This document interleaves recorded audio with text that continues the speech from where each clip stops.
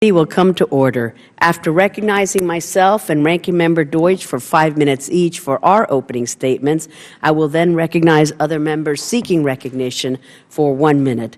We will then hear from our witnesses, and without objection, the witnesses' prepared statements will be made a part of the record, and members may have 5 days to insert statements and questions for the record, subject to the length limitation in the rules. And before we begin today, I wanted to take a moment to express our condolences to the people of Tunisia, Poland, Italy, Germany, and Spain for today's senseless and cowardly terror attack in Tunis that has left at least 19 people dead. We all have great hopes for Tunisia as it leads the way on its path toward democracy against all odds, and this attack reminds us that we must continue to support it as it strives to make progress. The Chair now recognizes herself for 5 minutes. First, let me again welcome you both for being here and thank you for your service. Each year, as part of our oversight obligations, we hold this hearing to examine the President's budget request for the State Department's Near Eastern Affairs Bureau and USAID's Bureau for the Middle East.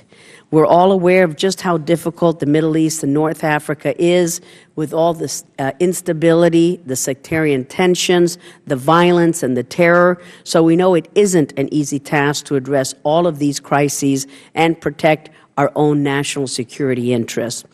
What I hope to hear today from our two distinguished guests is the administration's plan to address the most pressing issues in the region and how the budget request is commensurate with what we are aiming to achieve. In this year's budget, the administration is requesting $7.14 billion in overall non-humanitarian bilateral aid for the Middle East and North Africa countries, an 8.7% increase over last year's request. It is also requesting an additional $873.4 million in bilateral aid for these countries as part of its Overseas Contingency Operations, OCO Fund, a 5.7% increase since 2014. On top of that, there is a request for an additional $1.64 billion for humanitarian aid for the crisis in Iraq and Syria. I'm fully aware that this region poses probably the most difficulty for us to address, but in a time when we don't seem to have a clear and decisive plan to tackle these crises, these increases must be closely scrutinized by us, and the administration must justify them.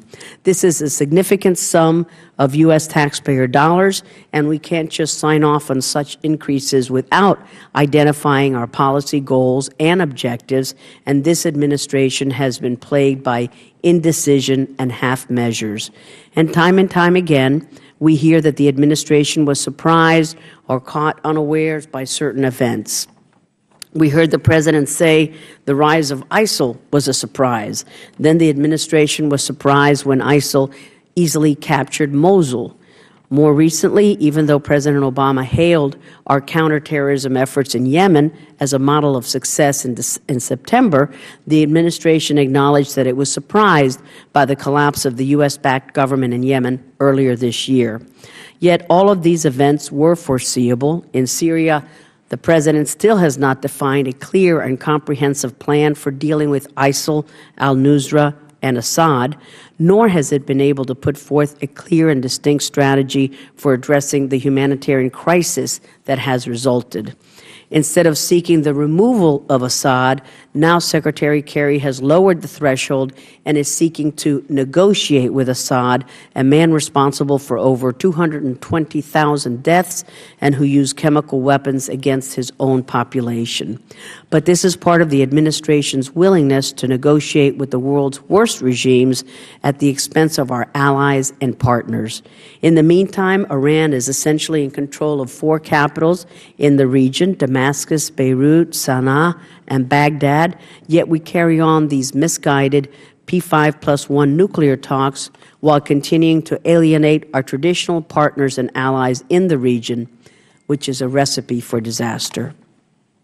While in Israel and the Palestinian territories, the administration failed to prevent Abu Mazen from agreeing to a unity government with Hamas and failed to prevent Abu Mazen from going to the UN Security Council with a resolution that would establish a Palestinian state outside of the Palestinians' obligation to come to a negotiated settlement with Israel. And though that initiative may have failed, at least for now, we were unable to prevent Abu Mazen from acceding to the Rome Statute and joining the International Criminal Court, the ICC, which has since launched a preliminary investigation against Israel. In Egypt, the President's request for economic support funds, ESF, is $150 million, $50 million less than fiscal year 14, and we were told that this decrease was the result of a policy decision, but we were given no specifics. This is somewhat puzzling since a GAO report that I requested with Mr. Connolly, recently made public, shows that we still have nearly $500 million in previously unobligated funds for Egypt. So why are we requesting an additional $150 million, and what are we doing with the $500 million? There are significant funds from the OCO account that are intended to go to Iraq, including $250 million in FMF for the Iraqi security forces, but what about the Kurds who bear the brunt of much of the fighting against ISIL? The administration has recognized the continued progress that Tunisia has made on its path toward democracy, but the tragic and deadly attack and hostage situation in the Bardo Museum in Tunis today serves as a reminder that there's still much work to be done on the democracy and security front.